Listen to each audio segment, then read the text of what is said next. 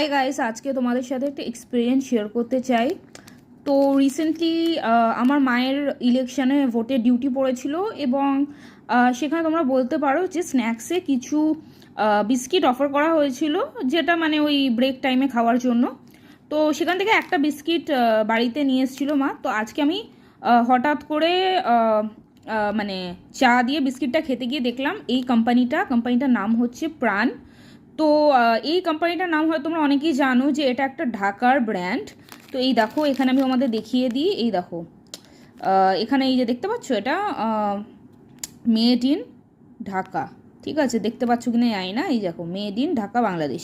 তো আমার একটাই নর্মাল প্রশ্ন হচ্ছে, যেখানে মানে আমরা প্রায়ই বলে থাকি যে বয়কট বাংলাদেশি প্রোডাক্ট এই সেই, সেগুলো মানে কি ফর জাস্ট শো। তো এখানে আমরা একটা গভর্নমেন্টের একটা জিনিস আয়োজন হচ্ছে এবং সেখানেও আমরা বাংলাদেশি প্রোডাক্ট ইউজ করছি।